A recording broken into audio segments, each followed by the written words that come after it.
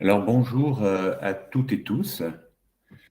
Très heureux d'être ensemble pour ce petit webinaire sur l'intelligence artificielle intelligente. Et je vais tout de suite, si tu veux bien, Marie-Hélène, te donner la parole pour que tu nous dises un petit peu quels sont nos outils et comment on s'organise pour cette heure passée ensemble. Bien, bonjour à tous également. Thierry, si tu veux bien me donner le prochain slide, ça m'aidera à vous parler un peu de nos outils. Je prétends l'avoir affiché, c'est le cas? Alors moi, j'ai toujours le slide de bienvenue. Ça n'a pas bougé pour moi. Oui, c'est le cas. Ah oui, d'accord, absolument, excusez-moi. Voilà, et maintenant tu l'as. Non ? Voilà, donc bienvenue à notre rencontre virtuelle. Le premier lien nous donne notre visio. Donc si vous êtes là, c'est que vous êtes au bon endroit. Nous avons une page sur Pixies qui vous explique tout, qui vous rappelle un peu les principaux thèmes que nous allons aborder. Et enfin, pour discuter avec nous, vous avez à la fois le chat de cette visio, vous avez aussi un fil de discussion pour ceux qui ont l'habitude du MOOC IAI sur la plateforme Fun, dans le forum qui est associé au MOOC. Et donc, vous pouvez aussi, par ce canal, poser toutes les questions qui vont survenir au fil des présentations. Et en dernier lieu, vous avez aussi un pad dont le lien est affiché, que vous pouvez utiliser pour intervenir également. Voilà. Alors, qui sommes-nous? Marie-Hélène, qui es-tu? Alors, bien, je suis Marie-Hélène Comte, je suis ingénieure pédagogique et je travaille au sein de l'équipe du Learning Lab à l'INRIA. Voilà, je travaille à la création de MOOC, j'en ai fait quelques-uns qui sont liés un peu à tous ces thèmes sur le numérique, que sont par exemple le robot Timio et dernièrement le MOOC Intelligence artificielle avec intelligence. Aurélie? Alors, bonjour, je ne sais pas si... Oui, bonjour. Donc Aurélie, je travaille en binôme avec Marie-Hélène, donc je suis également ingénieure pédagogique à l'INRIA au sein du Learning Lab. Et comme Marie-Hélène, notre mission, c'est de créer des MOOC. Et j'ai travaillé sur le MOOC IAI qu'on va vous présenter ici et aussi le MOOC sur le robot Timio. Voilà. Frédéric?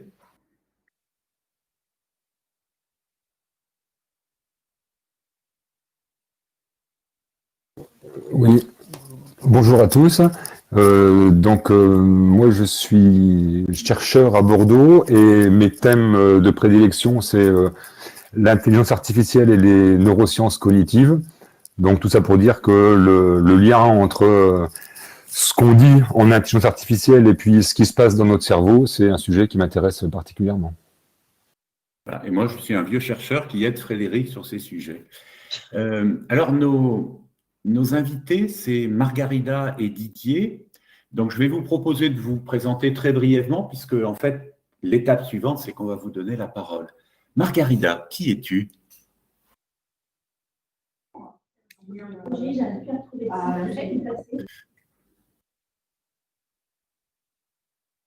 Margarida? Oui, désolée, j'avais un problème de son. Bonjour. Ok, donc Margarida nous dit bonjour. Didier, qui es-tu? Alors, moi je suis chercheur à INRIA Bordeaux dans l'équipe Flowers et je suis aussi chercheur associé à l'EPFL au centre Learn.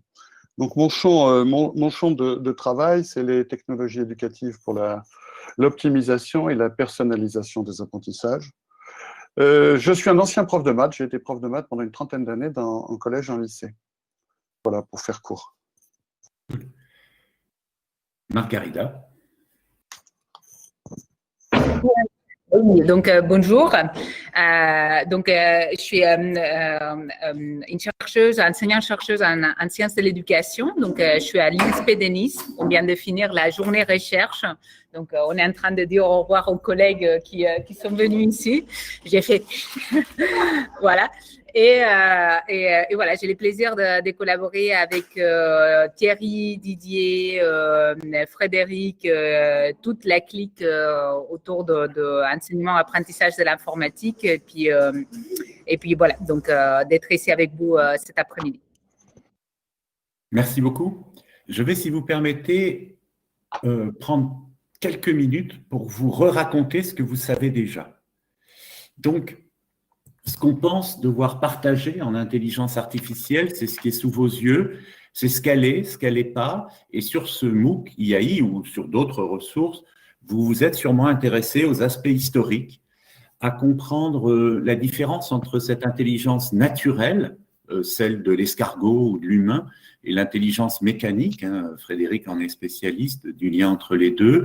Et puis, on a vu que finalement, ça nous conduit à la formalisation des connaissances et puis aussi à transformer un certain nombre de problèmes. Il y a quelqu'un qui va peut-être gagner à couper son micro. Un certain nombre de problèmes en nombre pour faire des calculs et obtenir des résultats qualitatifs avec des calculs numériques. Notre point clé, c'était de penser que chacune et chacun, ma garagiste ou mon fleuriste, doivent comprendre comment ça marche et que c'est le moyen qui permet de maîtriser cette intelligence artificielle avec intelligence, comme nous a rappelé Marie-Hélène, de façon, et c'est le troisième point, à ce qu'elle soit à notre service. C'est-à-dire que ce MOOC est un MOOC militant.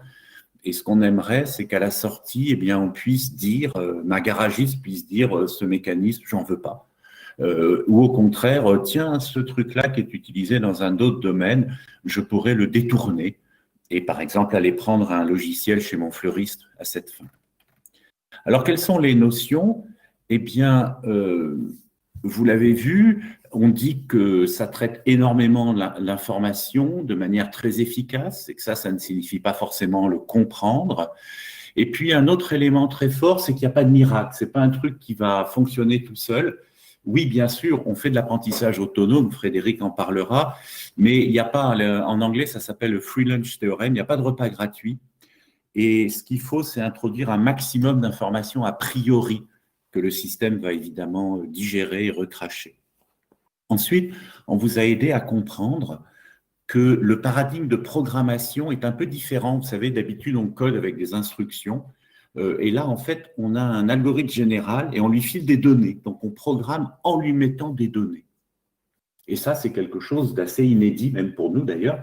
Et ça change aussi la donne. Ça veut dire qu'un bon codeur qui sait faire des très beaux programmes ne sait pas forcément bien alimenter un algorithme d'intelligence artificielle.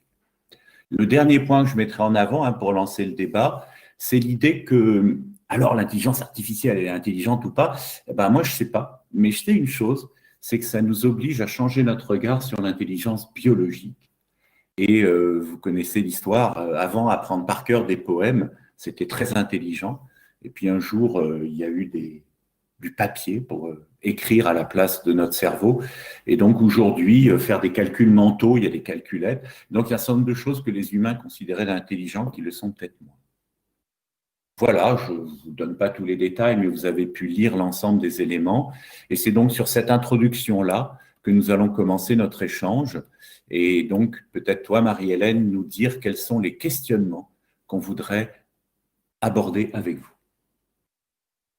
Eh bien, oui, donc avec Margarida, on s'interrogera sur l'intelligence artificielle et l'esprit humain. On reviendra sur ce terme d'intelligence artificielle qui n'est pas forcément évident et on l'interrogera à la lumière de ce qui caractérise l'intelligence humaine. Avec Didier, on essaiera de se demander si et comment on peut mieux apprendre avec des outils d'IA. quels sont les possibles, qu'est-ce qui marche, qu'est-ce qu'il est possible de faire et qu'est-ce qui marche vraiment. Et puis aussi, du coup, est-ce que l'IA, comprendre comment ça fonctionne, va nous permettre de mieux comprendre qu'est-ce qui se passe quand on apprend, qu'est-ce qui se passe dans l'apprentissage humain. Enfin, apprendre l'IA, qu'est-ce qu'il faut apprendre de l'intelligence artificielle et quels en sont les enjeux. Voilà les grandes questions que nous allons voir en 1 heure. Alors, petite pause et on se tourne tout de suite vers le public parce que bien sûr, tout ce qu'on va dire n'a strictement aucun intérêt. Hein. C'est ce que chacune et chacun, on va en retenir qu'il y en a. Et donc peut-être, excusez-moi pour ce… Voilà. Et peut-être tout de suite regarder dans le chat ou laisser prendre la parole aux gens. Qu'est-ce que vous pensez de tout ça? Alors, il y a une technique très mal polie qui consiste à apostropher les gens. Par exemple, Célina, vous êtes la dernière personne qui est intervenue, ou Lucie, ou Marie-Ève. Qu'est-ce que vous pensez de ça et quelles sont vos attentes et vos besoins? Bien sûr, la parole est à tout le monde, c'est juste parce que je les ai devant moi.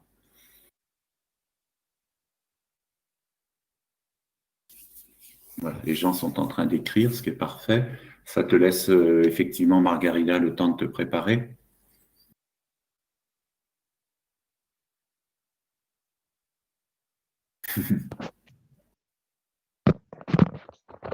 Alors, bien sûr, ce qu'il faut, c'est nous interrompre. Hein. Voilà, on va peut-être laisser le temps aux gens. D'accord. Hâte d'écouter la suite, le programme me va. Très bien. Écoute, Margarida, prends la parole tranquillement. Est-ce que tu as des slides à présenter, Margarida, ou est-ce que tu parles a cappella? A cappella, je pense que c'est, oui, c'était à bâton rompu, hein, on avait dit. Mais moi, c'est une question que j'ai pour les collègues, hein, donc qui sont ici connectés, parce que justement, en fait, Frédéric et moi, on n'est pas toujours d'accord, et donc une fois, on s'est assis à une même table physique, une table physique à l'époque avant Covid, sans masque. Et moi, je disais, l'humain, c'est le seul qui est capable d'être créatif. C'est vraiment, l'humain est unique. Il a même un corps et cette corporéité, il fait que voilà, que même s'il y a des gens géniaux et super brillants dans les domaines des neurosciences computationnelles, on ne peut jamais arriver à reproduire un cerveau. Et donc, Frédéric n'était pas d'accord. Donc, voilà, je reprends les fils de cette conversation qui on n'était pas arrivé aux mains, hein, donc on est resté poli, mais voilà, on n'était pas d'accord. Je crois, Frédéric, que tu es apostrophé. Ouais, oui. Mais alors, ce qui me permet peut-être de rappeler une autre définition de l'IA. Alors, Thierry avait déjà proposé la définition avec Minsky, hein, donc dire l'IA, c'est faire une tâche qui, si elle était faite chez l'humain, alors on la qualifierait d'intelligente. Il y a une autre définition qui est peut-être un peu plus ironique, mais aussi un peu profonde quand même de l'IA, qui est de dire, finalement, l'IA, c'est ce qui reste à faire. Puisque au fur et à mesure qu'on arrive avec des programmes soi-disant intelligents, de réaliser des tâches de reconnaissance, d'identification, on peut dire, finalement, c'était pas si intelligent que ça si une machine est capable de le faire. Et donc, finalement, l'IA, c'est le programme de ce qui reste à faire. Et finalement, là où c'est peut-être aussi un petit peu profond, c'est que ça montre aussi que l'IA, c'est un aiguillon. Quelque part, c'est aussi quelque chose qui nous pousse à aller creuser certains concepts ou certains mécanismes de notre cerveau et de dire finalement, est-ce qu'on se contente de dire que c'est mystérieux ou que c'est propre à l'humain, ou bien est-ce qu'on est capable de dire des choses un peu plus précises, un peu plus structurelles sur ce mécanisme-là. Et typiquement, c'est ce que font aussi les chercheurs en neurosciences, hein, qui regardent le cerveau en fonctionnement ou qui regardent le comportement des êtres vivants. C'est aussi se dire, est-ce que c'est juste la magie et le mystère du vivant, ou est-ce qu'on est capable d'en tirer quand même certains mécanismes et certaines régularités. Donc typiquement, le défi que me lançait Margarida fait partie de ça, c'est ouvrir une discussion sur qu'est-ce qu'on peut dire de la créativité, au-delà de dire c'est mystérieux, c'est le propre de l'humain, est-ce qu'il n'y a pas des choses un peu plus un peu plus carré qu'on peut dire dessus. Et donc ça, c'est un programme de recherche qui est super intéressant. Merci beaucoup. Alors, je vous engage vraiment à lire tout ce qu'il y a sur le pad. On ne va pas le répéter parce qu'il y a des choses vraiment très intéressantes. Je reprends, Marie-Ève nous dit quand la machine surpasse l'intelligence humaine. Alors, il y a une réponse de Jean-Gabriel Ganassia, vous savez, cet informaticien philosophe, c'est que la machine est bien plus puissante que les humains dans des domaines très précis. Par exemple, pour faire des calculs, pour calculer des racines carrées, on a vraiment besoin d'une machine plus que d'un humain. Par contre, pour quelque chose de généraliste, je sais que c'est un peu mou comme remarque, là, pour l'instant, l'intelligence humaine surpasse largement la machine. N'hésitez pas, Margarida, Didier aussi, tu n'es pas interdit de parole avant de faire ta présentation, à vous emparer de certaines questions du MOOC. Par exemple, quel bagage informatique, ou toi, Emmanuel, d'intervenir aussi, quel bagage informatique pour s'intéresser à l'IA? Doit-on connaître des algos? Alors, ma réponse, ce sera il faut suivre le MOOC. Mais est-ce que quelqu'un a d'autres réponses autour de la table? Frédéric, par exemple? Quel bagage informatique pour faire de l'IA? Alors, tout dépend de ce qu'on appelle faire de l'IA. Thierry a rappelé tout à l'heure quand même un des concepts qui est important et qui est vraiment sous-jacent à ce MOOC, qui est de comprendre ce qu'il y a derrière. Et ça, je pense qu'on est plusieurs ici à penser que c'est pas utile d'avoir un bagage informatique. Faut avoir un peu de bon sens, je pense, pour comprendre certains concepts. Alors maintenant, si faire de l'IA, ça consiste à en créer, à développer des logiciels, etc. Ça, disons, on peut le faire à plusieurs niveaux. Il existe aujourd'hui un certain nombre de plateformes qui sont disponibles. Et là aussi, il y a des exemples, il y a des pointeurs dans le MOOC qui vous permettent de faire de l'IA en cliquant sur quelques boutons et en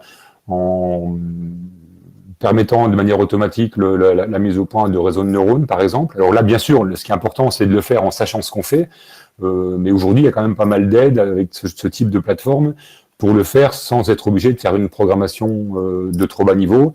Alors maintenant, c'est clair que si maintenant vous voulez non pas utiliser de l'IA, même de manière intelligente, mais si vous voulez créer de nouvelles versions, de nouvelles approches de l'IA, là, on peut penser que peut-être un bagage informatique et mathématique est peut-être un peu plus important. Mais globalement, je dirais que de toute façon, les concepts mathématiques ou informatiques qu'il y a derrière, les uns après les autres, c'est jamais des concepts très puissants et très difficiles. Enfin, ce qui est vraiment difficile, c'est de comprendre l'ensemble et de comprendre l'organisation. Mais finalement, les méthodes derrière, ça reste des méthodes quand même qui sont généralement relativement accessibles. Ouais, super. Et tu aurais pu ajouter statistique à mathématiques, tu as vraiment raison. Je voudrais attirer votre attention sur la discussion autour de calculer, c'est pas intelligent, je me réfère au chat. Et ça, c'est vrai au XXe siècle. Mais souvenez-vous, au XXIe, pardon, mais souvenez-vous, au début du XXe, il y avait des spectacles de cirque où des gens faisaient des calculs mentaux et ils épataient la galerie parce qu'ils savaient calculer très vite des racines carrées. Donc ça, c'est quelque chose qui dépend beaucoup du contexte socio-culturel. Et oui, aujourd'hui, calculer, c'est très con puisqu'une calculatrice le fait. Je voulais juste ajouter un mot, Thierry.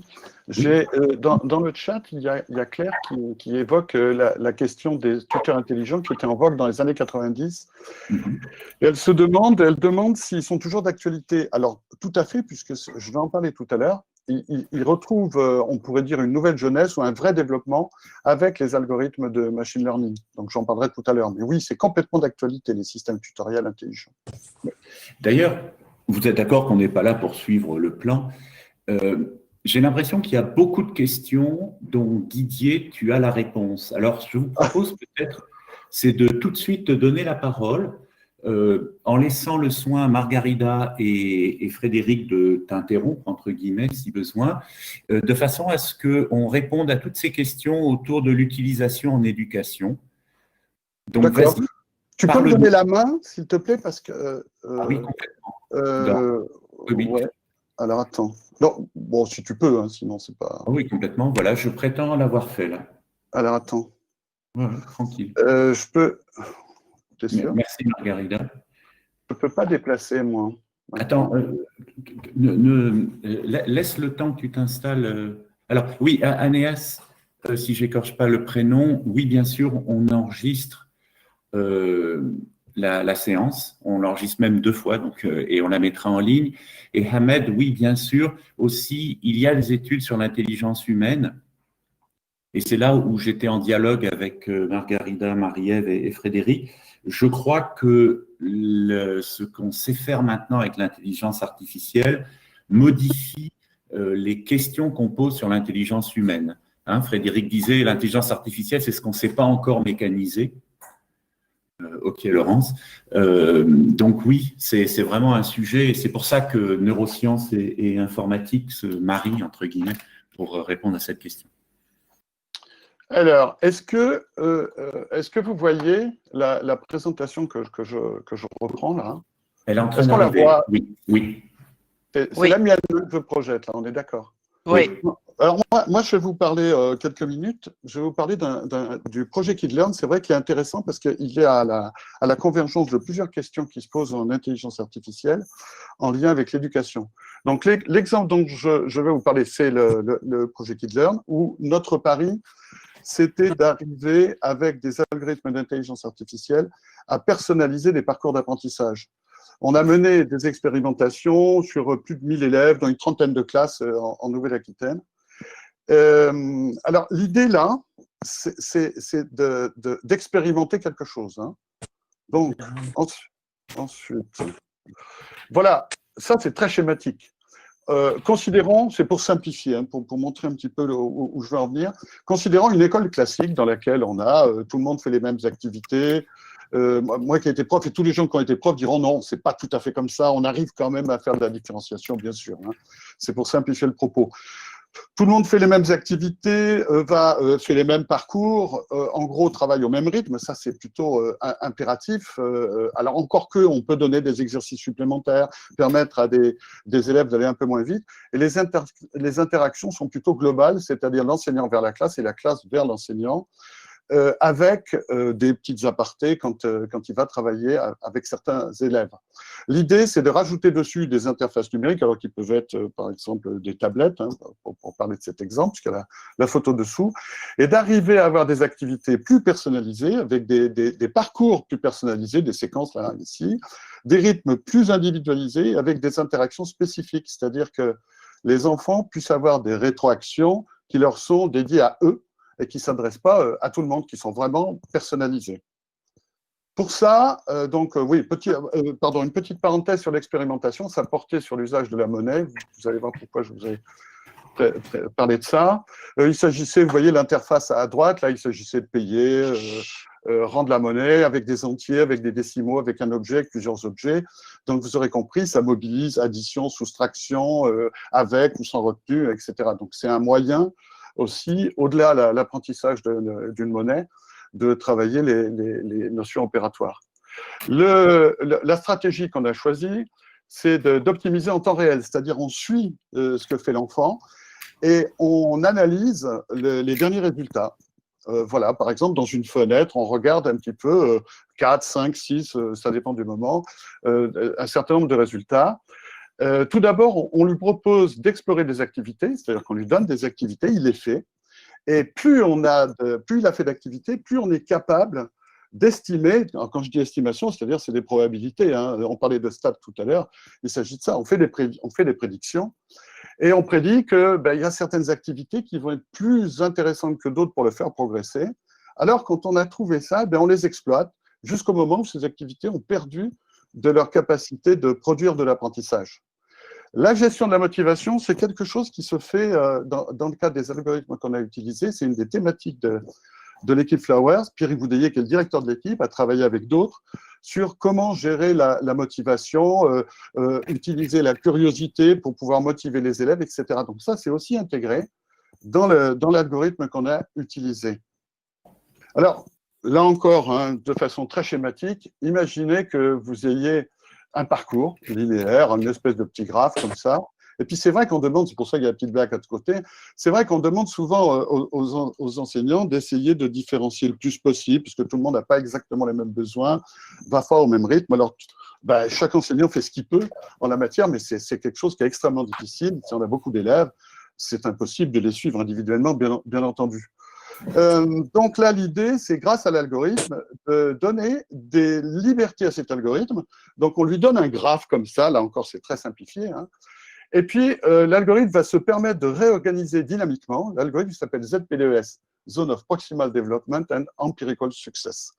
Donc il va se permettre de dire, bon ben cet élève, il est allé suffisamment vite, il a bien réussi les derniers trucs, au lieu de, il est au niveau 3, normalement, il devrait faire le niveau 4, mais comme il marche bien, comme il se débrouille pas mal, tiens, on va peut-être lui faire le niveau 5, ce qui pour lui est plus motivant, plutôt qu'il fasse des choses qui soient un peu trop faciles. À l'inverse, tel autre élève, il peine depuis un bon moment, c'est un peu trop difficile. Alors, ce qu'on va faire, on va revenir un peu en arrière et on va le faire travailler davantage, ou on va modifier tel paramètre, on va tourner tel bouton pour changer un petit peu les choses. Et vous voyez, cette liberté qui est donnée à l'algorithme, il va pouvoir faire quelque chose de plus personnalisé. Sachant, là c'est fondamental de le dire tout de suite, que l'enseignant peut verrouiller des parcours en disant « moi je ne veux pas qu'on puisse sauter ça et là ». Et puis deuxième aspect concernant les enseignants, alors c'est absolument pas destiné à remplacer l'enseignant de quelque manière que ce soit. C'est un outil de plus. Un algorithme au jour d'aujourd'hui, à ma connaissance, il n'y a pas d'algorithme d'intelligence artificielle capable de remplacer un enseignant. Ça serait tout simplement absurde, hein. Ensuite, alors voyons maintenant, juste pour vous montrer un petit peu sur quoi ça repose. On utilise une gamme d'algorithmes qui s'appelle les algorithmes de Bandit. Plus précisément, les algorithmes de bandit-manchot multibras, parce qu'ils peuvent tester plusieurs machines en même temps. Alors, imaginez, vous rentrez dans une salle de machines à sous, vous avez par exemple 10 machines à sous, votre objectif, vous voulez gagner du pognon, sinon vous ne seriez pas rentré dans cette salle. Vous allez jouer sur ces machines, problème, ces machines n'ont pas toutes la même espérance de gain, c'est-à-dire qu'il y en a qui rapportent plus que d'autres. Alors, elles sont réglées comme ça, il y en a qui rapportent plus que d'autres. Évidemment, vous voudriez trouver la machine qui vous rapporte le plus et vous ne joueriez que sur celle-là, ce qui est plutôt une bonne stratégie. Alors, pour trouver quelle est la bonne machine, il y a cette catégorie d'algorithmes de Bandit, c'est pour ça que ça s'appelle comme ça. Donc, vous allez jouer sur les machines, toutes les machines, vous allez renseigner l'algorithme en lui mettant ce que ça vous a rapporté pour une mise identique. Et puis, l'algorithme, à chaque fois, il va faire là aussi une prédiction. Donc, il va vous dire, bon, moi, je serai à ta place, je jouerai sur telle machine. Parce que, d'après moi, c'est cette machine qui rapporte le plus. Et puis, petit à petit, vous allez trouver la meilleure machine, celle sur laquelle jouer. Alors, imaginez maintenant qu'on quitte le secteur des casinos et puis on revient au secteur de l'éducation. Là, cette fois, les machines à sous, ce sont des activités pédagogiques. Donc, on ne joue pas sur une machine à sous, on joue à faire une activité pédagogique. Ce qu'on va gagner, ce n'est pas de l'argent, ce qu'on va gagner, c'est de l'apprentissage. C'est-à-dire qu'on va faire des progrès. Donc, rappelez-vous, machine à sous, on gagne des sous, activité pédagogique, on gagne des compétences, on progresse. La différence majeure, c'est que dans le cas des activités pédagogiques, quand une activité pédagogique a été utilisée pour faire progresser un élève, cette activité pédagogique, son gain, son espérance de gain pédagogique, elle faiblit, voire elle chute complètement. Parce qu'un élève qui sait déjà faire quelque chose, imaginez, vous avez des activités pédagogiques pour faire travailler l'addition. Bon, il se trouve que l'addition, ça fait 25 fois qu'un élève il fait l'exercice, il sait parfaitement faire. On peut dire que ces exercices sur l'addition ne représentent plus d'intérêt pédagogique, il n'y a plus de progrès d'apprentissage, il n'y a plus de gain à espérer. Donc, il a fallu modifier les algorithmes de Bandit, l'algorithme de Bandit, de manière à pouvoir non pas travailler sur un objet stationnaire comme une machine à sous, mais sur des objets non stationnaires comme des activités pédagogiques. Alors, pour illustrer ça, je vous ai préparé un petit truc. C'est une toute petite vidéo où vous allez voir, on va tenter par ensemble, c'est une première au moins mondiale, hein. On va tenter de voir ensemble un petit peu un algorithme en action. Vous avez vu, je reviens un tout petit peu en arrière, vous avez vu qu'ici, on a 4 catégories. On a des additions, on paye, on compose des sommes pour payer, on rend la monnaie quand on est marchand, là on était client, etc. Donc on va retrouver, c'est les M, M1, R, R1, R par exemple, c'est quand on rend la monnaie. D'accord ? Alors, vous allez voir maintenant ce truc, je l'ai préparé, alors je vais changer, je vais aller là, pas du tout, je vais aller là. Alors, regardez bien. Ah mince, faut que je baisse la… Ouais, bon. Donc là, on retrouve ça. Vous voyez, M, MM, R, RR. Donc là, on va voir… Comment je peux baisser ce son? Ah ben voilà. Voilà. Donc là, on va voir l'algorithme en action. L'algorithme ZP2S dont je vous ai parlé, qui lui est au cœur du projet KidLearn, de ce projet de logiciel de travail sur la monnaie. Voilà, alors là, je fais une petite pause. Vous voyez toutes les barres en bas, ce sont des élèves. Vous voyez, verticalement, on a M1, M2, M3, ce sont des types d'activités. Donc les élèves, plus ils vont vers RM4, c'est le top, c'est la fin, c'est les exercices les plus compliqués, avec du rendu de monnaie et des activités où on mobilise des décimaux, enfin c'est quelque chose qui commence déjà à être balèze, hein, qui était bien au-dessus, on était au niveau du CE1, on avait des activités de CP jusqu'en CM2, de façon à avoir quelque chose de suffisamment ouvert pour que tout le monde y trouve son compte.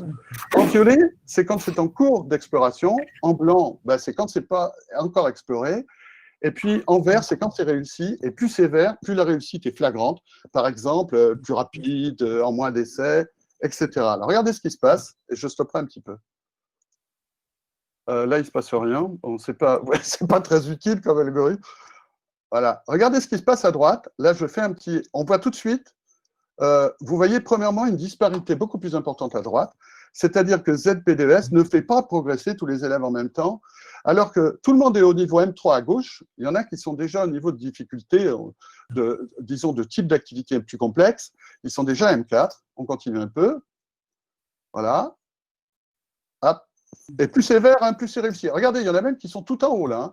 Celui-là, avec un système normal, c'est-à-dire non optimisé dans cette séquence d'exercices, on peut considérer qu'il se serait peut-être ennuyé, mais comme pas mal aussi là. Hein. Voilà.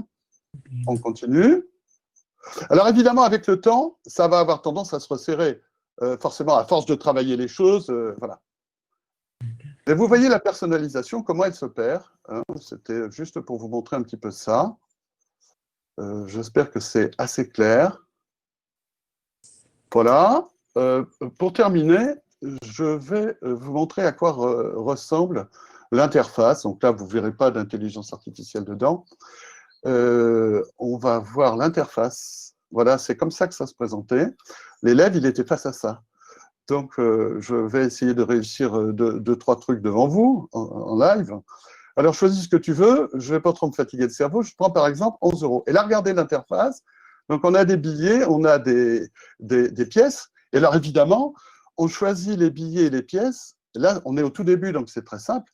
Mais au fur et à mesure qu'on avance dans les difficultés, on choisit les pièces de manière à ce que ce ne soit pas toujours aussi facile. Alors, par exemple, donc là, je suis client, je vais acheter un truc à 11 €. Bon, ben, je mets un billet, je mets 1 €, je croise les doigts. Et puis c'est bon, je passe à l'exercice suivant. Je choisis ce que je veux. Là, je vais me tromper, par exemple. Je vais mettre erreur classique hein, qu'on peut trouver. Il y a un 2 dedans, ben, on se trompe. Attention, il n'y a pas de centime, donc il y a un petit indice. Hein. Voilà. Ensuite, donc là, hop, l'élève peut avoir… Où est-ce que j'ai mis ça? Ah, flûte. Bon, je vais le faire, puis on va pouvoir passer ça. Hop, voilà. Et alors, donc, on va progresser comme ça. Et puis, pour l'élève, c'est transparent. C'est-à-dire que lui, tout se déroule totalement librement. Il n'a pas de détails sur comment sont choisies les choses. Voilà, donc en gros, ce que je pouvais vous dire, n'hésitez pas à aller voir KidLearn.bordeaux.nria.fr. Là, vous avez la démo. Mais là, envoyez-moi un mail si vous voulez faire une… On n'a pas assez de code pour pouvoir les livrer comme ça, malheureusement, au public. Mais n'hésitez pas à m'envoyer un mail et je pourrais vous en passer pour que vous puissiez tester. Sinon, ben, vous pouvez remonter. Je crois qu'on l'a mis au début. Voilà, flowers.nria.fr. Vous trouverez des articles, des publications. La plus importante, c'est celle-là, puisqu'elle fait 30 ou 40 pages, dans un journal qui est un journal prestigieux sur le data mining, donc sur l'usage des données. Voilà en gros ce que je pouvais vous dire. Et maintenant, ben, je peux répondre à des questions en fonction de ce que vous voulez savoir.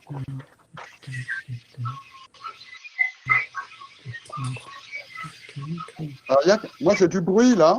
Je ne sais pas ce que c'est. Oui, j'ai prévenu la personne qu'il fallait qu'elle coupe. Pardon. Voilà. Je pense que…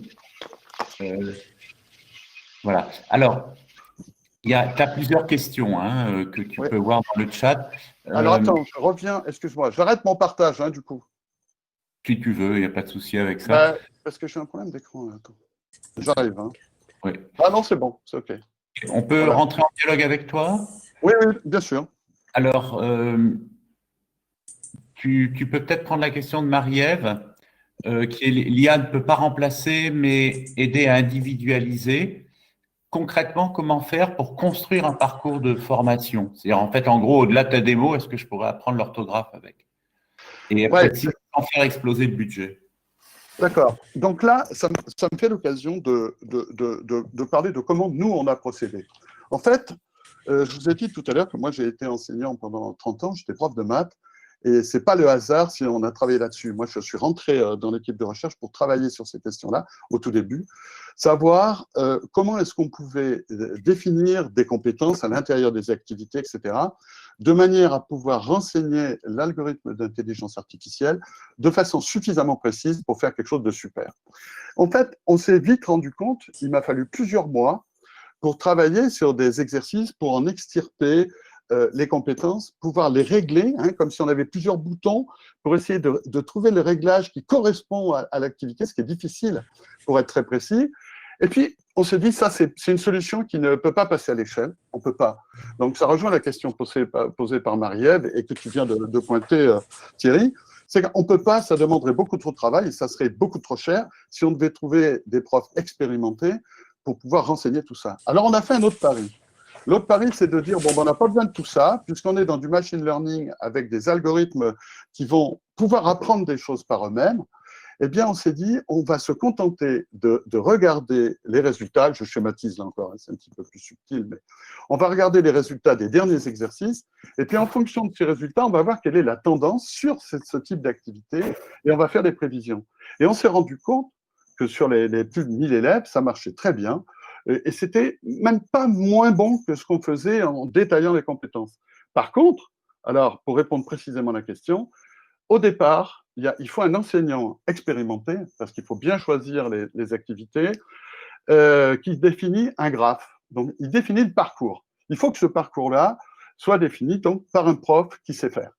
Une fois que ce parcours est défini, alors ça peut être en maths, ça peut être en couture, ça peut être en avion en papier, ça peut être n'importe quoi, ça peut complètement être transversal, mais il faut que ce parcours existe. C'est l'algorithme qui va faire, il va utiliser la liberté que vous lui donnez. Si par exemple vous avez plusieurs parcours en parallèle, avec des maths, avec du français, et que vous voulez, au lieu de travailler une seule discipline, vous voulez qu'il travaille plusieurs disciplines de manière à ce qu'il ne se lasse pas. Imaginons, nous on ne l'a pas fait, mais pourquoi pas? Eh bien, on peut autoriser l'algorithme à aller piocher là où il en a envie en fonction. L'idée, c'est toujours que l'élève réussisse. Son critère à lui, c'est de trouver la bonne activité que l'élève doit faire au bon moment, de manière à ce que ça le fasse progresser au maximum. Ça, c'est son objectif. Il n'a que ça en tête. D'accord. On va essayer de faire des réponses courtes pour prendre plusieurs questions. Alors, tu as des questions de Claire et Lucie. Ce sont des questions sur l'activité. Est-ce que ça ne fait pas régresser aussi? Est-ce que tu n'as pas des élèves qui régressent? Et comme ça marche très bien, à cause de toi, il y a des élèves qui finissent le parcours et qui s'ennuient, dit Stéphanie. Qu'est-ce que tu réponds à ça?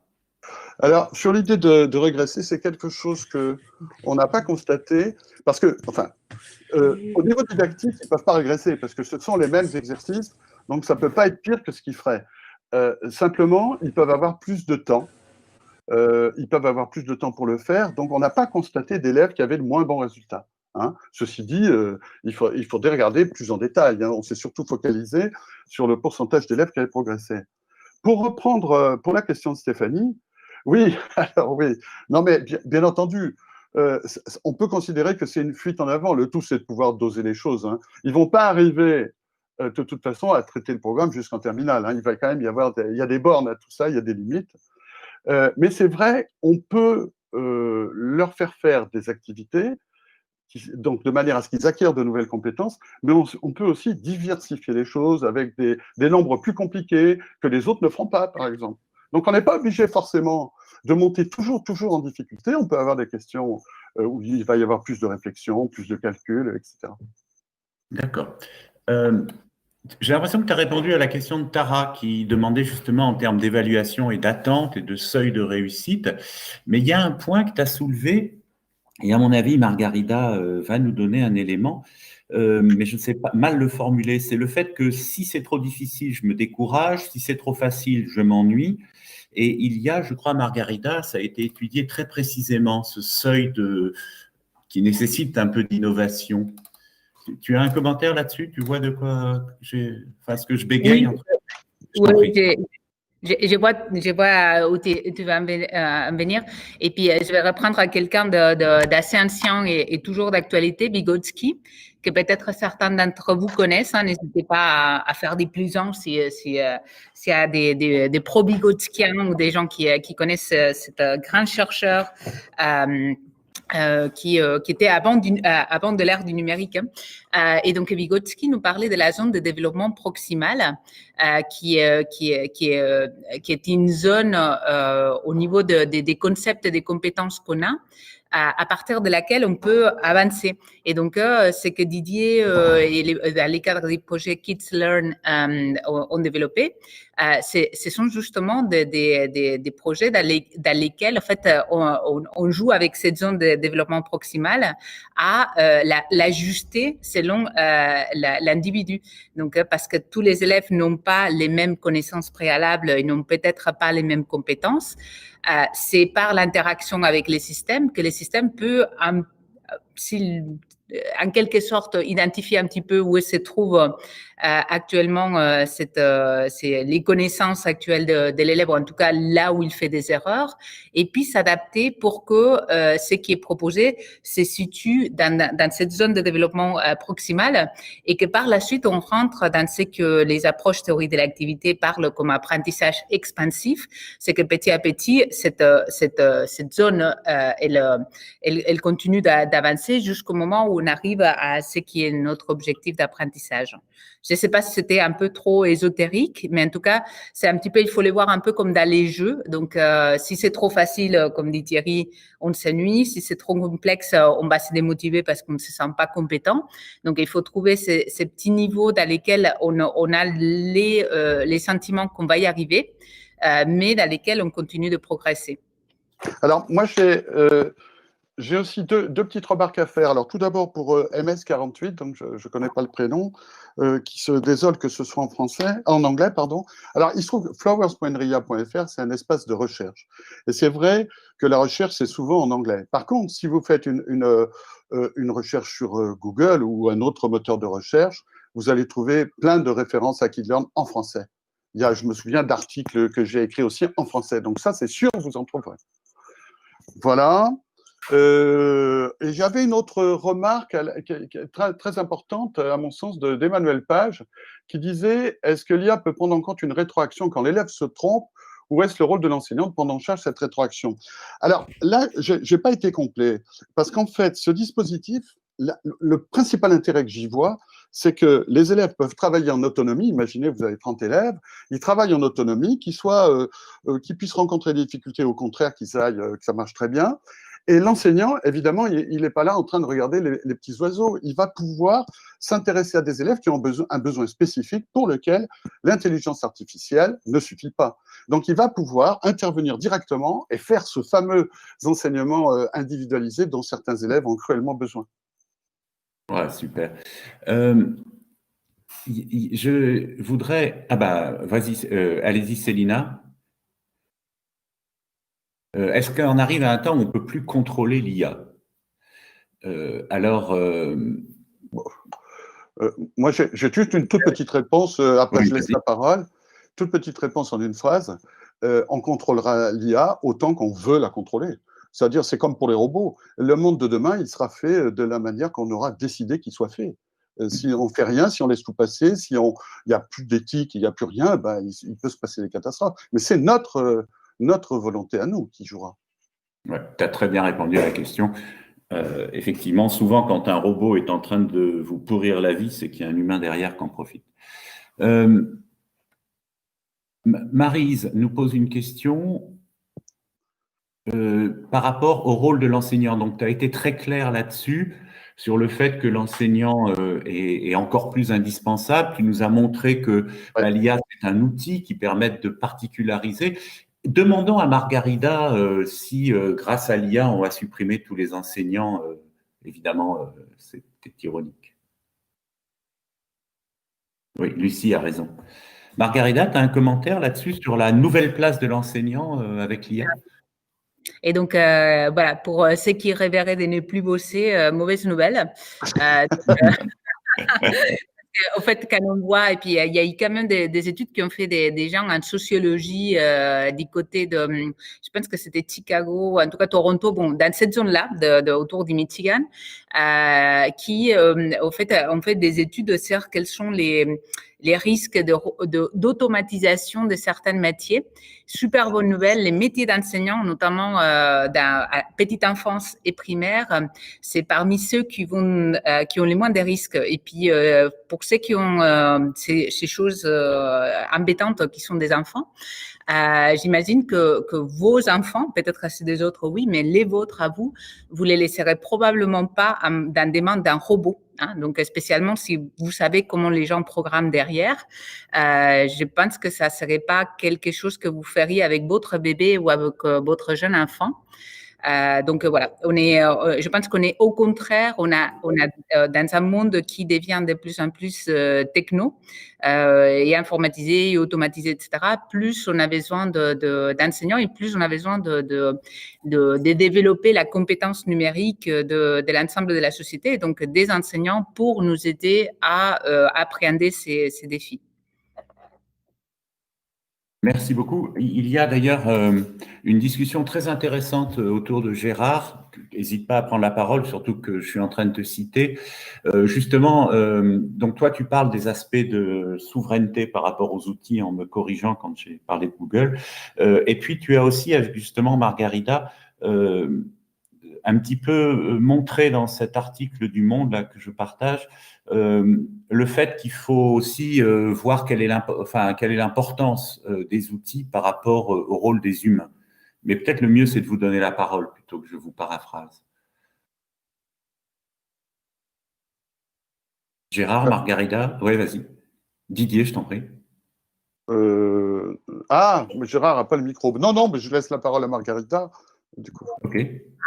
Bon, je ne sais pas si je parle les Gérard, mais en tout cas, voilà. mais je pense que les propos de Gérard dans cet article-là est également de dire, voilà, en fait, les numériques n'est pas ce qui va révolutionner directement l'éducation comme étant une substitution de ce qui fait l'enseignant. Ce qui est extrêmement complexe et difficile à modéliser, hein, même sur une simple tâche. Mais que par contre, et c'est les propos de Thierry aussi au départ de cet échange, l'IA et les numériques et toutes les approches de modélisation finalement, ce qu'ils viennent faire, c'est apporter ou peut-être c'était Frédéric qui disait ça, je sais pas, ça vient apporter un éclairage sur la manière dont on comprend ces processus-là.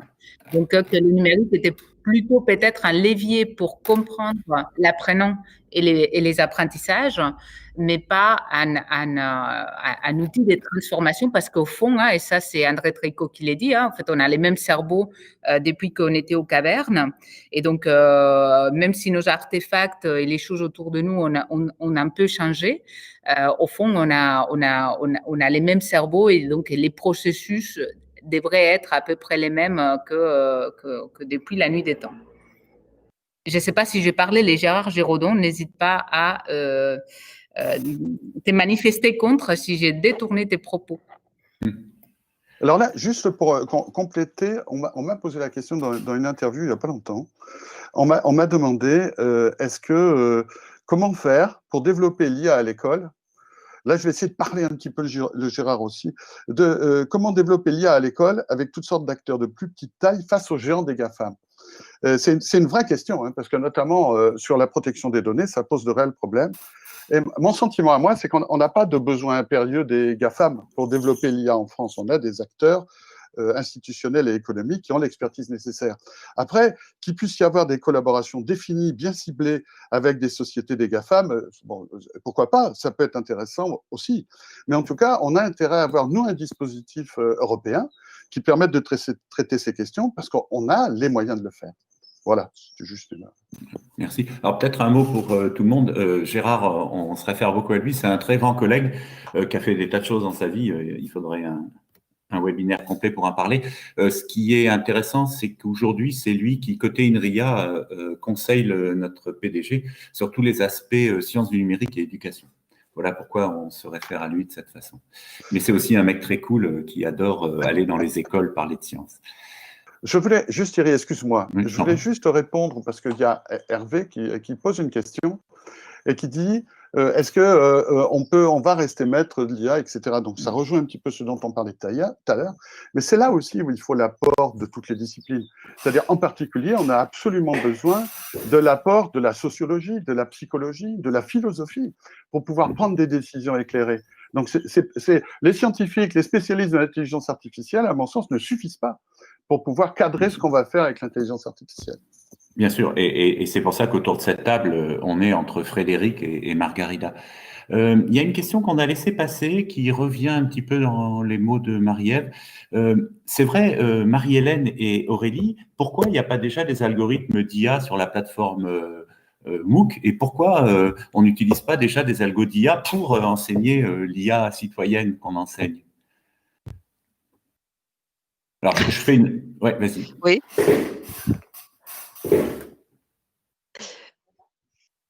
Pourquoi il n'y en a pas, Thierry? Alors, je te retourne la question. Tu es chercheur et tu peux, toi, nous répondre.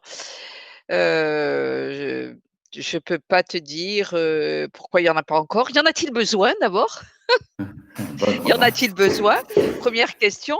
Et je voulais aussi interroger un peu nos amis sur le lien social qui est complètement essentiel à tout, à tout processus d'apprentissage et à trop individualiser un apprentissage. Est-ce qu'on n'est pas en train de détruire ce qui est essentiel à apprendre, qui est le lien qu'on a avec les autres? On apprend des autres, avec les autres, dans la relation avec son enseignant. Et si, Didier, on individualise trop un processus d'apprendre, est-ce qu'on ne perd pas ce contact avec les autres qui est essentiel?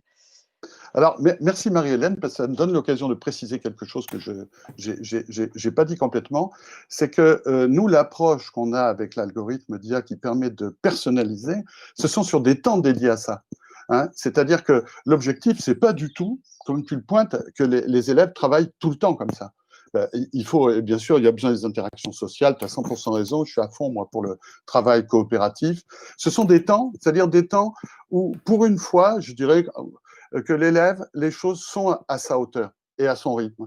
De temps en temps, il va pouvoir prendre le temps de se calmer, de se déstresser pour les élèves les plus en difficulté, de voir qu'il peut arriver à faire quelque chose. Mais c'est ponctuel, hein, ce sont sur des séances d'activité numérique. Ok. Je pense pouvoir répondre rapidement à 4 questions. Donc, Pushkin nous questionne sur les collectes de données des enfants. Donc, la réponse c'est oui, c'est un vrai sujet. Et je vais répondre pour Didier, en quelque sorte. C'est côté INRIA, nous avons un comité d'éthique. Et quand on s'amuse, entre guillemets, à faire des choses avec les enfants, Margarida a les mêmes contraintes. Nous avons des règles extrêmement précises, particulièrement chiantes, si j'ai le droit à l'argot, mais tout à fait légitimes. Oui, mais c'est une horreur qu'on salue. Exactement, c'est une horreur qu'on apprécie. Voilà.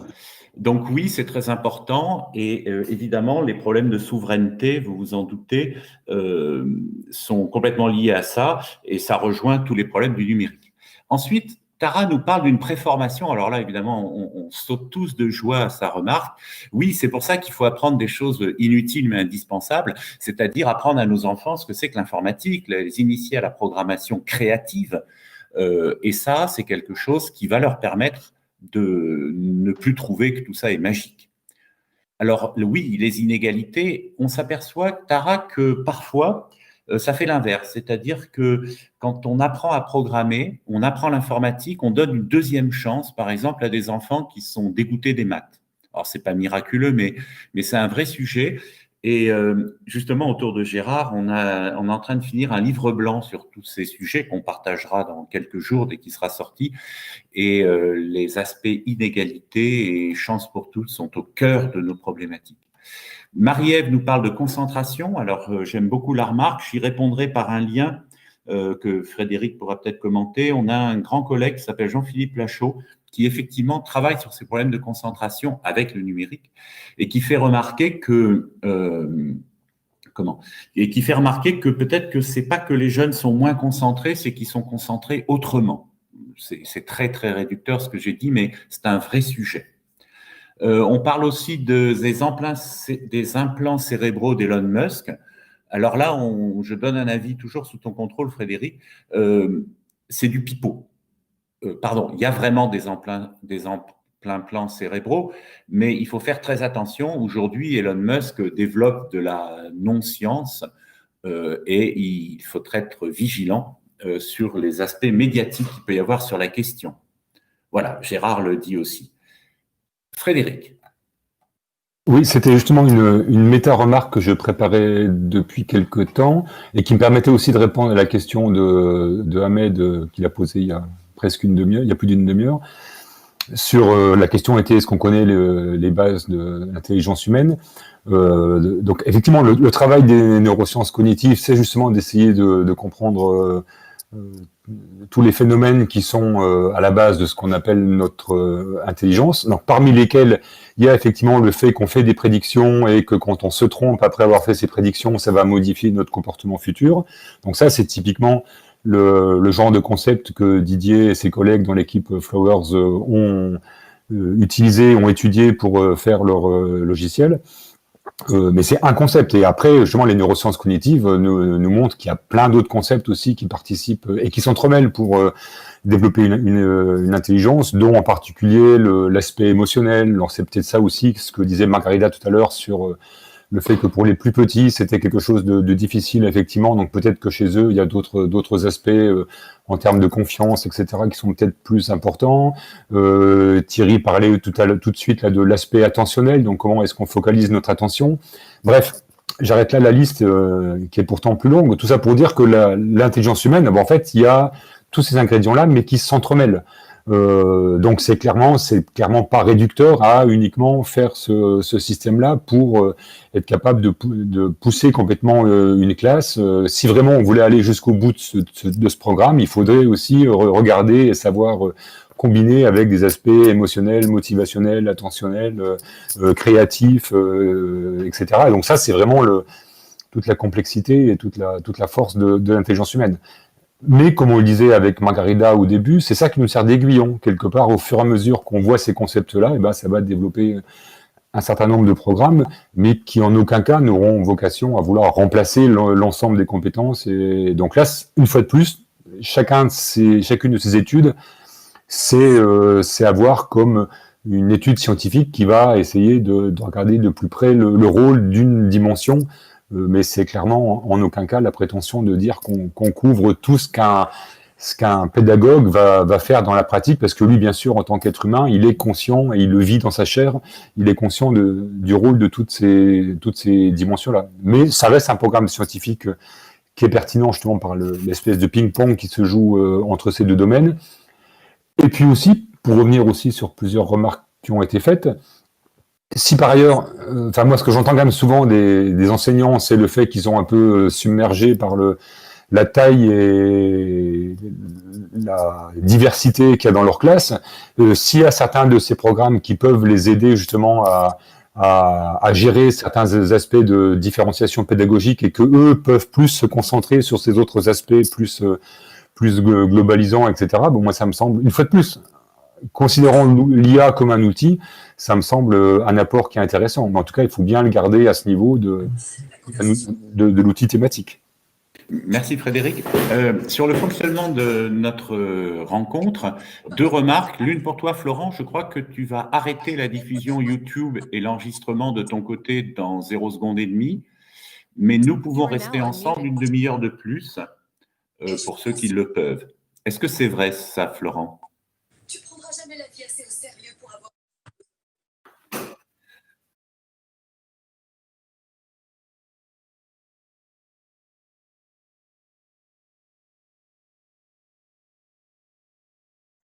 Je confirme. Merci, et merci beaucoup à toi et merci à ClassCode nous avoir permis tout ça. Ok, c'était sur le fonctionnement. Maintenant, je me tourne vers Aurélie et Marie-Hélène. Vous êtes d'accord qu'on vit un moment, en tout cas probablement passionnant. On n'essaye pas de caser tout ce qu'on a prévu, on continue la discussion, ça vous va? Ou est-ce qu'au contraire, vous voulez qu'on fasse une césure et qu'on rebondisse sur d'autres choses? Non, parfait. Je pense que Ok, c'est sympa de donner la parole à tout le monde.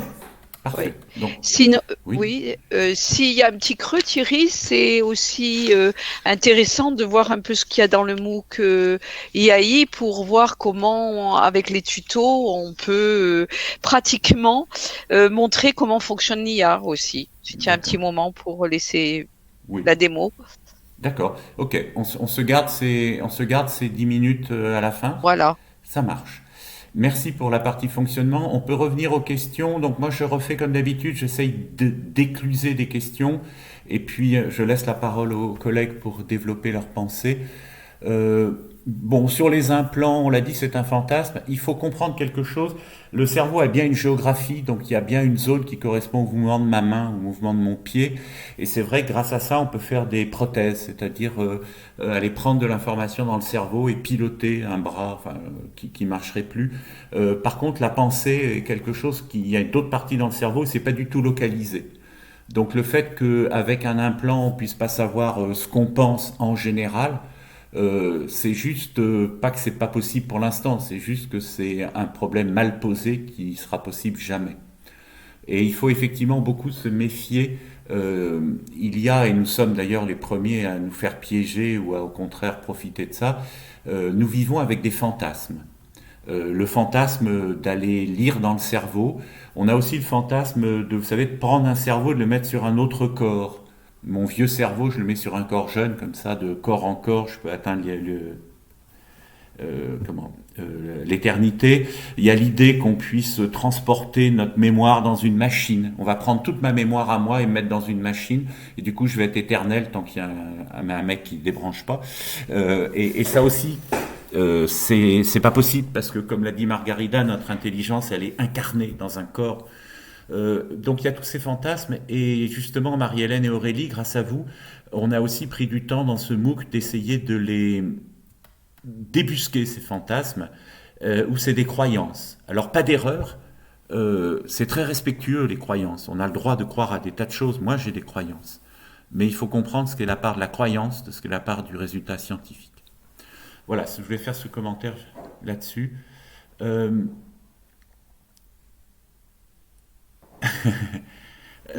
J'appelais Oui, vas-y, je t'en peut-être, prie. si je peux me permettre juste une petite précision sur ce que tu viens de dire.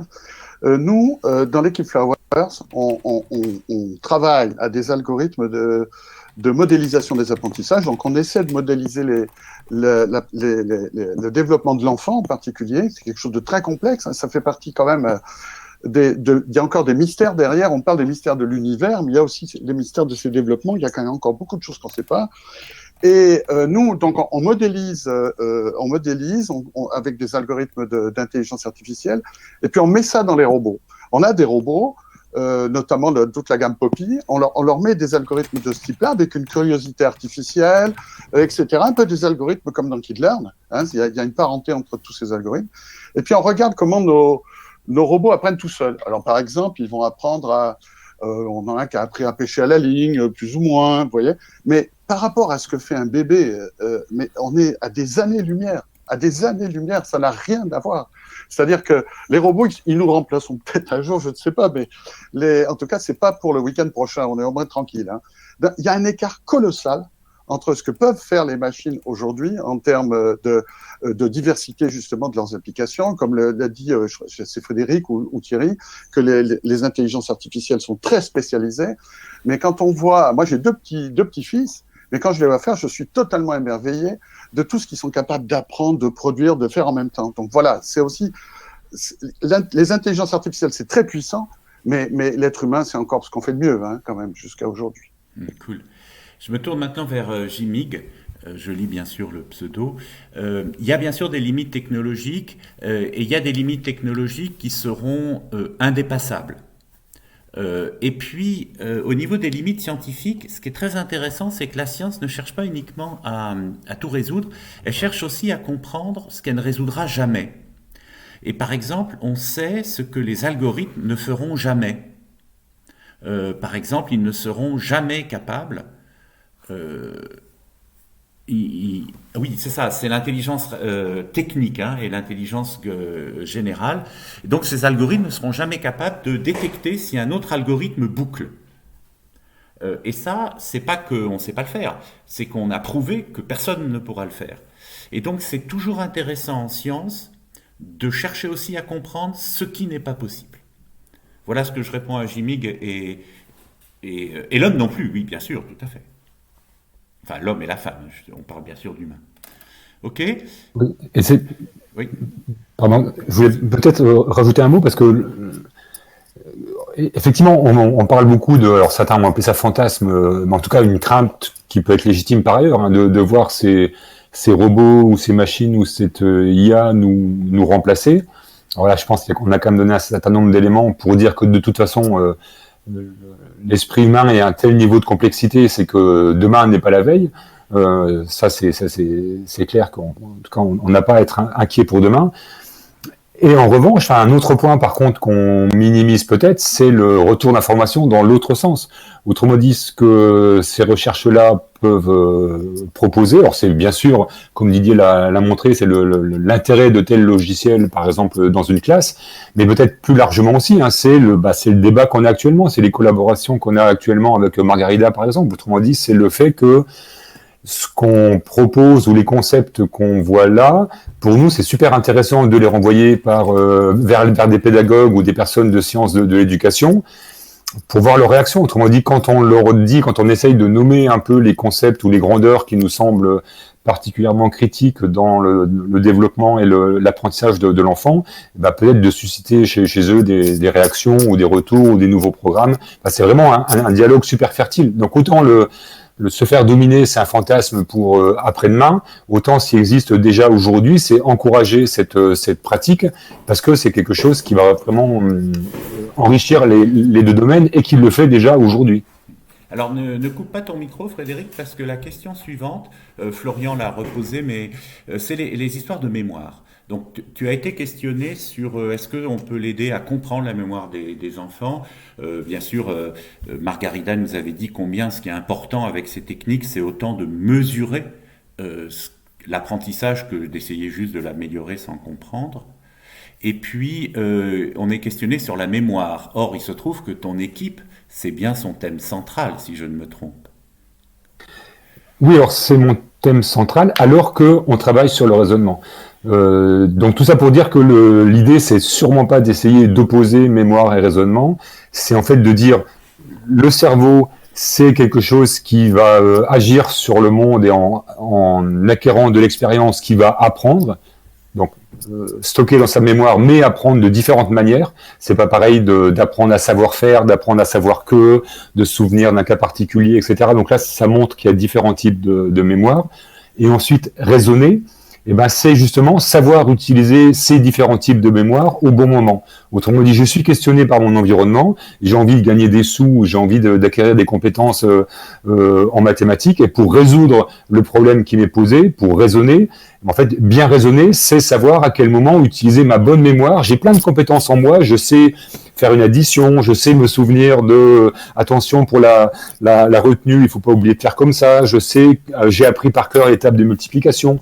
Donc j'ai plein de compétences de différentes formes qui sont des compétences de mémoire, et raisonner, c'est savoir laquelle prendre au bon moment. Donc c'est la même chose, c'est deux manières différentes de parler du fonctionnement du cerveau. Oui, et toi Margarida, dis-nous un mot sur cette métacognition.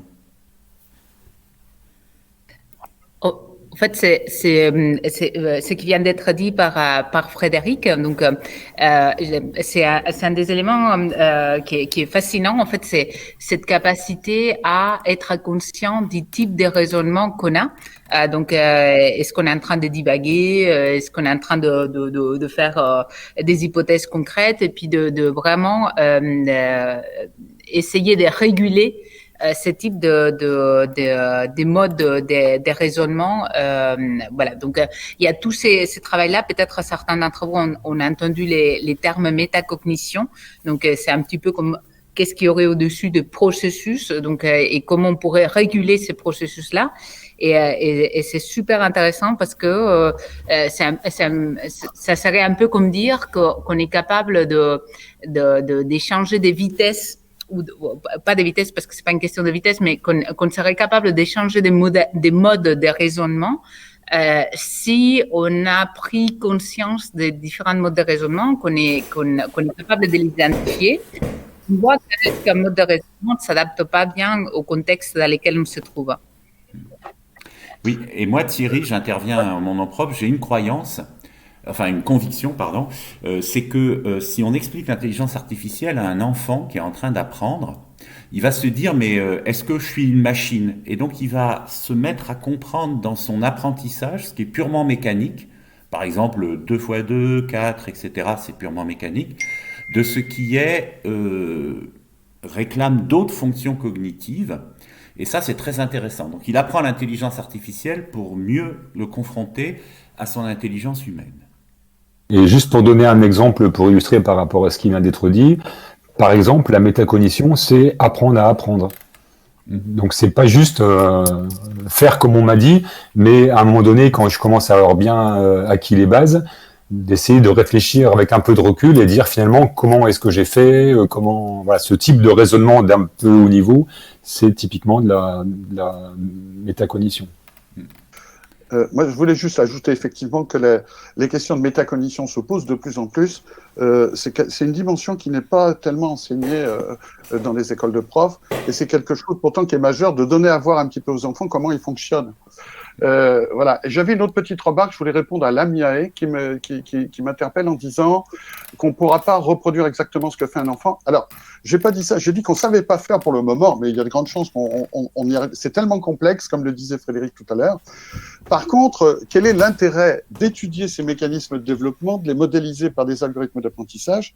Il y a plusieurs. Il y a enrichir la connaissance, il y a être capable aussi de développer des algorithmes justement qui permettent de lutter contre l'échec scolaire, de personnaliser, etc. Mais aussi d'aider des gens qui sont malades, par exemple, qui ont des troubles de la cognition, on a même des choses pour essayer d'aider des gens qui ont eu des AVC pour pouvoir se reconstruire. Vous voyez, cette façon de comprendre les process d'apprentissage, c'est quelque chose qui est utile dans tout un tas de domaines. L'idée, c'est pas de reproduire ce que fait un enfant, c'est de comprendre comment ça fonctionne au maximum pour pouvoir l'exploiter ailleurs. Ouais, super. Jimmy, peut-être. Pardon. Non, vas-y, au contraire. Moi, je voulais répondre à la question de Marie-Hélène sur l'intuition. Disons de manière courte, on a deux manières justement quand on veut fournir une réponse. C'est soit on fournit une réponse après avoir réfléchi, délibéré, et donc on sait pourquoi est-ce qu'on a fait cette réponse. Ou alors, parfois, on la fournit un peu de manière automatique, quand c'est quelque chose qu'on a déjà beaucoup fait, et donc finalement, on réfléchit même plus. Et puis, on va répondre directement, à la limite, en ne sachant plus trop pourquoi on a répondu. Et typiquement, l'intuition, c'est un peu de cet ordre-là. Autrement dit, c'est quelque chose qui vous vient à l'esprit, mais sans être capable vraiment de l'expliquer ou de le formaliser, et qui, en général, vient d'acquisition antérieure, et que finalement, c'est quelque chose qui préexiste, mais juste qu'on ne peut pas verbaliser. Oui, super. Il y a des échanges passionnants, donc je disais Jimig qui donne des éléments d'épistémologie qui dépassent un peu le cadre de notre échange. Il y a aussi des questions sur les données, et je vais répondre, alors à qui je réponds? Je réponds à Laurent, et je vais lui répondre par un contenu qui analyse justement les biais des données, les biais des algorithmes. Donc la réponse rapide, c'est oui, c'est un vrai problème. Et c'est un problème dont on a conscience. En gros, si on met des mauvaises données, des données biaisées, racistes, sexistes, je sais pas quoi, on a des résultats sexistes, mais c'est un cran plus subtil que ça, et cet article va y répondre. Voilà. On a aussi beaucoup parlé de métacognition, c'est vraiment intéressant. Si vous le voulez, à condition que je ne coupe pas la parole, nous allons nous tourner vers vous, Marie-Hélène, et toi, Aurélie, pour nous présenter des petites démos. Il nous reste 5 minutes de plus que prévu, c'est tant mieux, ça va nous permettre d'interagir autour de ce qu'Aurélie va nous montrer. À vous.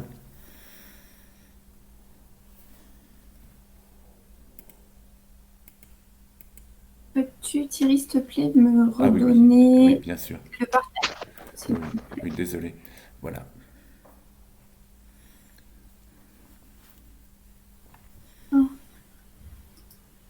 Ok, merci.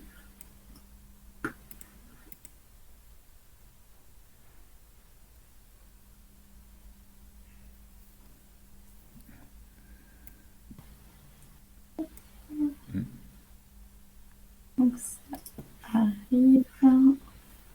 Voilà.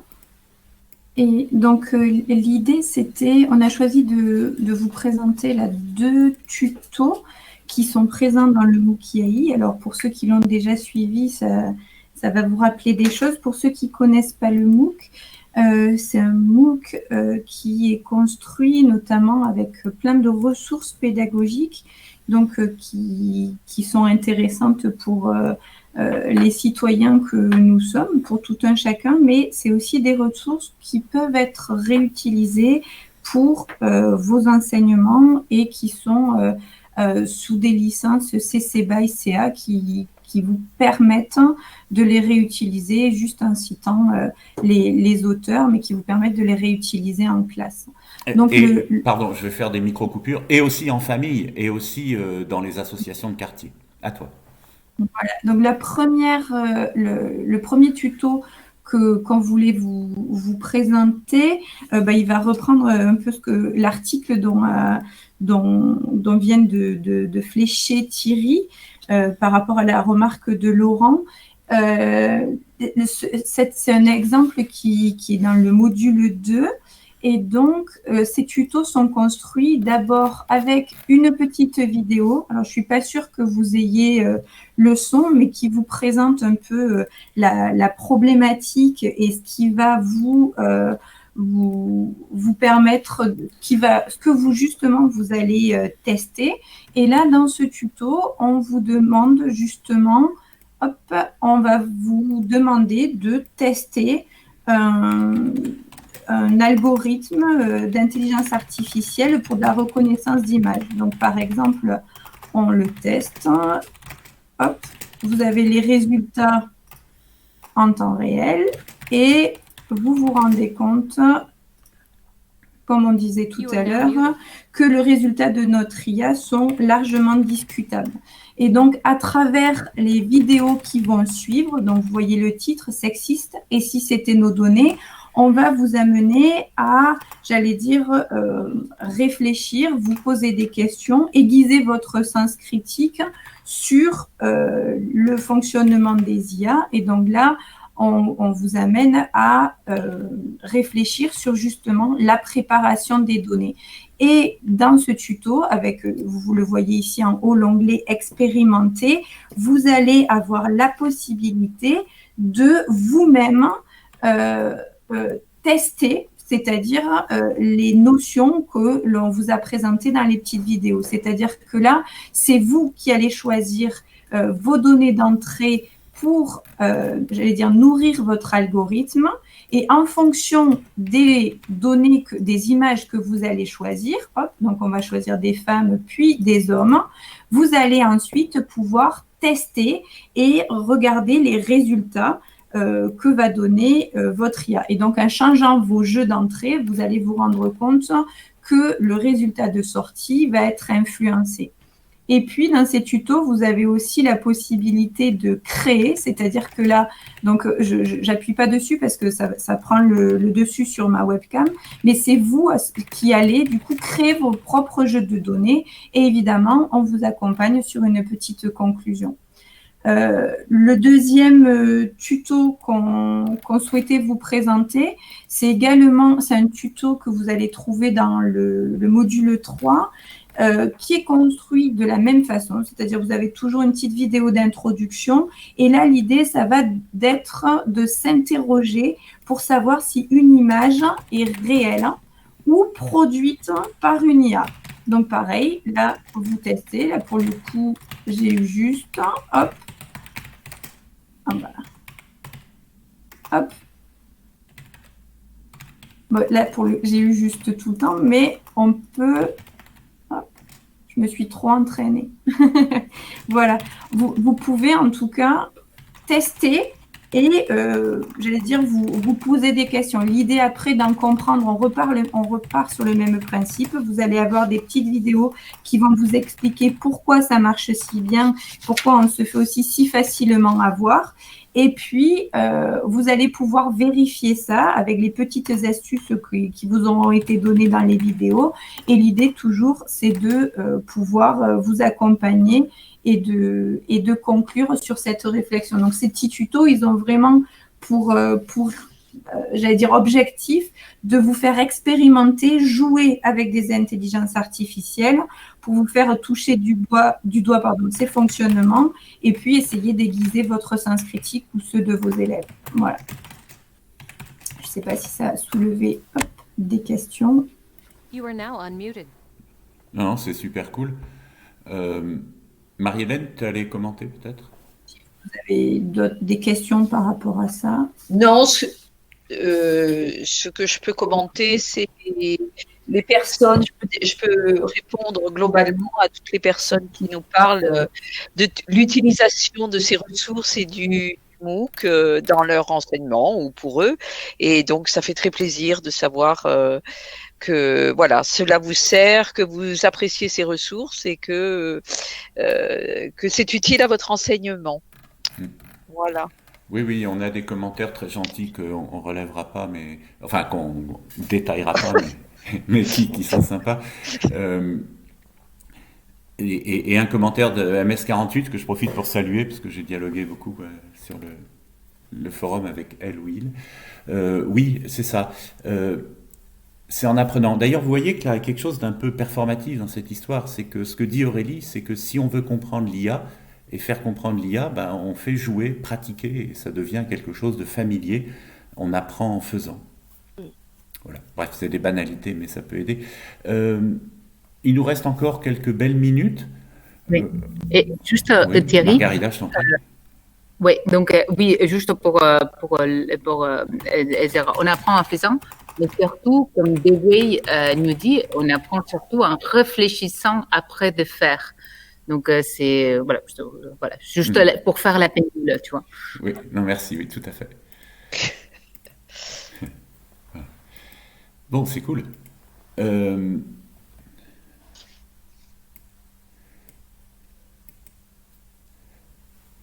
On est peut-être en train de finir. Je suis en train de remonter le fil. J'ai l'impression qu'on a répondu à toutes les questions. Didier. Oui, je veux juste ajouter un petit point parce que on nous pose souvent la question de dire au-delà de l'intelligence artificielle, là je déborde un petit peu puisqu'on arrive sur la fin, pourquoi enseigner l'informatique, pourquoi donner des compétences informatiques aux élèves. Et il y a quelque chose, il me semble que parfois on oublie un peu, c'est qu'au fur et à mesure de l'avancée dans nos civilisations, on a ajouté dans le cursus de connaissance des personnes, on a ajouté des matières. Donc, à un moment donné, ça a été la géographie, ça a été l'histoire, parce que le monde était devenu complexe dans ces domaines-là, puis qu'on commençait à avoir des connaissances à enseigner.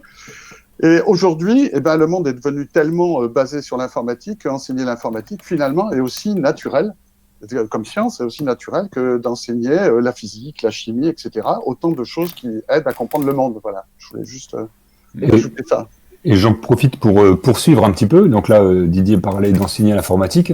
Et je pense qu'il y a un autre terme qui est important de rappeler, c'est la notion de pensée informatique, donc de la pensée informatique, où là, on va au-delà de uniquement enseigner l'informatique. Et là, en fait, avec ces questions-là, on retombe en plein sur notre sujet de discussion précédemment, où on parlait de raisonnement, où on parlait d'attention, où on parlait de de planification, enfin ce genre de choses. Et finalement, en fait, enseigner la pensée informatique, c'est aussi enseigner les mécanismes qui permettent de construire un algorithme. Et ça, c'est ce que notre cerveau fait naturellement tout le temps. Donc la pensée informatique, ça va bien au-delà de l'usage que ça peut avoir pour l'informatique, mais c'est aussi un moyen de... C'est typiquement de la métacognition. C'est un moyen aussi de réfléchir à la manière qu'on a de penser, d'organiser notre raisonnement et ainsi de suite. Donc ça, c'est un sujet qui est aussi essentiel à transmettre aux jeunes générations, pas seulement parce qu'elles vont utiliser l'informatique, mais aussi parce que c'est bien de réfléchir à la manière qu'on a de penser. Et pour prolonger juste 30 secondes ce que tu dis, Frédéric, on a par exemple même des réussites liées directement à la pensée informatique, par exemple en mettant des choses sous forme d'algorithmes. Je pense en particulier, donc moi rappelez-vous, j'enseignais les maths, hein, et on a fait des expériences, comment enseigner la mise au pluriel d'adjectifs en français. On a essayé de voir ça sous forme d'algorithme, mais on se rend compte, notamment pour des élèves qui peuvent avoir des difficultés, qu'il y a des mécanismes qu'on peut automatiser comme ça, sous forme d'algorithme. Par exemple, la division, qui est une opération très complexe pour les enfants. Je ne parle pas là du sens de l'opération, hein, je parle vraiment de la technique opératoire. Et la technique opératoire, ben, si vous demandez à un enfant, même qui a des difficultés, de suivre un algorithme pas à pas, ben, il va réussir à résoudre, à effectuer des calculs qu'il n'arrivait pas à faire auparavant. Et ça aussi, c'est des vraies réussites en termes de confiance qui vont lui donner les atouts pour aller plus loin. Absolument, et j'imite d'ailleurs de donner le mot de la fin sur ce sujet dans le chat. Écoutez, on peut finir là. Je vais me tourner vers toi, Marie-Hélène, si tu veux bien, puisque tu as donné le mot du début. On va te laisser peut-être le mot de la fin, mais sans bousculer les gens, si jamais quelqu'un veut encore prendre la parole d'une manière ou d'une autre. Merci à tous vos compliments. On vous donne rendez-vous sur le forum. Je pense qu'on vous a convaincu qu'on était des passionnés et très très heureux de partager les choses avec vous. Marie-Hélène, qu'en dis-tu ?